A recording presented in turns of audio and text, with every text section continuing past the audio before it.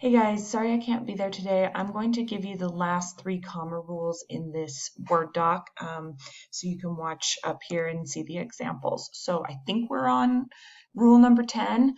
I think there were 12 rules total. So rule number 10 is that you need commas between dates and addresses. So dates would be something like I was born on, let's pretend it was a Wednesday, June 9th, 1984. So you use, June with an E, you use commas in between the day and the date, and then between the date and the year. So let's say that it was only the month, date, and year, or let's just say it was the month. It would be something like, I saw that band last February, or I saw that band January 2001, something like that. So you would put a comma between the month and the year. This should be reviewed for you. This is usually something that you cover in elementary school. If it's not something that you covered in elementary school, I'm sorry, that's not your fault. But you do put it between the day of the week, the date itself, and then the year. So addresses kind of work that same way, where you would put it between the parts of address that you would separate on an address line, like if you were addressing an envelope. Remember envelopes and snail mail? So you might say something like, I live at 835, no comma there, Rambler Drive. So that's maybe the address, right? But you want to say where it is, Salt Lake City, and that is in Utah, and then my zip code is right there. And these would be on different lines of an address line, right? So you'd have Rambler Drive, you'd have, well, actually Salt Lake City would be on one, and then you'd have the zip code. The important thing to know here, I mean, that's technically how you do it. There's very few times when you're actually like giving your address in prose, so that's not that important.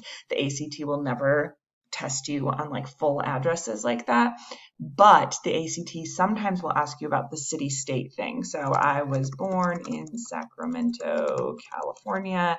You always are going to have a comma between the state, or between the city and the state. Same with like countries. I was born in Sacramento, California. Well, the United States of America. That sounds so weird, but that is how you would do it. Right, that becomes more important where it's like when it's like I was born in Paris, France, like that. So you separate the city from the place where the city is. Okay, so that should be review for you, I'm hoping.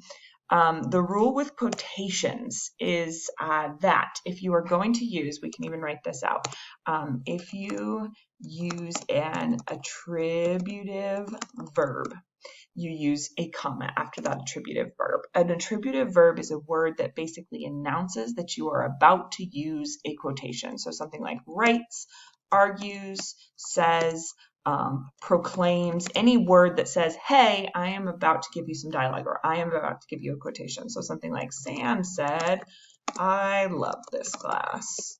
Something like that. You would need a comma after that attributive verb. And it works the same way if you put it at the end of the word, end of the sentence. So I love this class, Sam said. Basically, you're treating this as one sentence. Even though what he said is one sentence, you're treating the entire thing like a sentence. And so this has a comma right there, and that has a period. And notice how the comma in MLA goes inside the quotation marks. Always inside. And up here, the period goes inside the quotation marks. That is the American MLA style. So always inside. If you break up that quotation, like you really need to walk the dog, my mom told me, before 5 p.m., something like that. Ooh, like that. If you put it in the middle of the sentence, you need a comma right there inside the quotation mark, and you've broken up the quotation. So then you're going to say, put a comma right here, because my mom told me is one of those attributive verbs, right? And then before 5 p.m., like that. And you don't capitalize that before. Lots of rules for this. Again, the ACT won't necessarily get this nitty and gritty, but if you look up here at the I love this class, Sam said, they might ask you about that particular comma or that particular comma, because the important thing here is that if it is embedded in your prose and you do not use one of those attributive verbs, then you don't use a comma. So something like, Sam wrote that he was happy he was in this class. Oh, but he wouldn't say he. There we go. And let's punctuate it right. So Sam wrote that he was happy he was in this class. You notice here how there is there's no attributive verb here that says, hey, I am about to give you a quotation like this one said. Okay, you could almost think of that as a colon right there, like I'm going to tell you what he said. But in this one, it's all one sentence. It's embedded there. So Sam wrote that he was happy he was in this class. It kind of like flows and there's no like pause to announce, hey, I'm about to give you a quotation, so that you would not use a comma in that instance.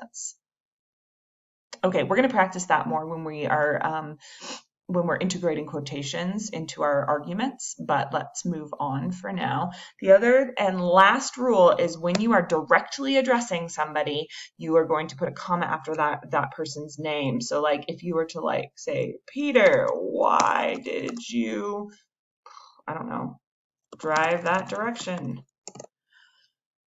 Notice here that I am directly addressing Peter. It's in the second person, you, and I'm saying it to Peter himself. If that is true, then I use a comma to set aside his name. Something like, listen to me, Carol.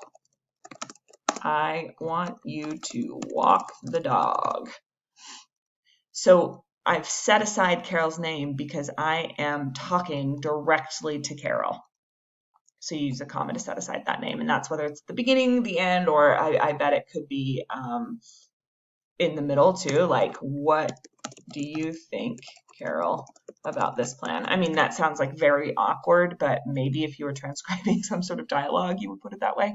But either way, you have to put it within commas. Okay.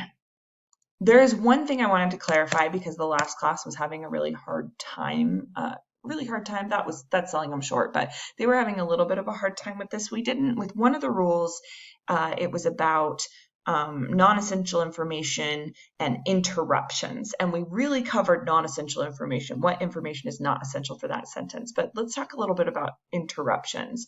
Words like therefore, however, or I believe, things like that, they usually interrupt the flow of the sentence, especially not especially, at any point in the sentence, they interrupt the flow of that. So something like, I think, therefore I, no, that's a bad, let me give you an example. Okay, sorry, I'm having a hard time thinking of one on the spot. Todd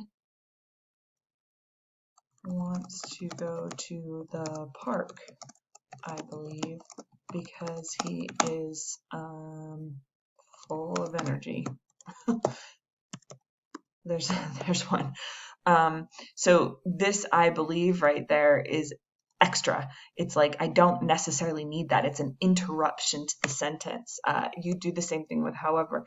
So like, however, I really hate peas. I don't know, something like that.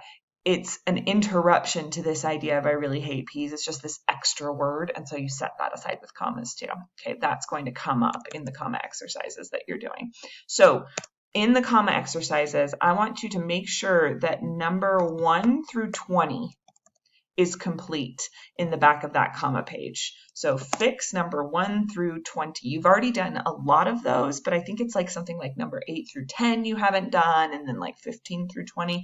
Anyway, go through and make sure all of those are completed and fixed. And then when you come back to class, we will go through those and make sure that everybody got the same answers, and we'll go through anything that is still confusing to you about commas. So hope this was helpful.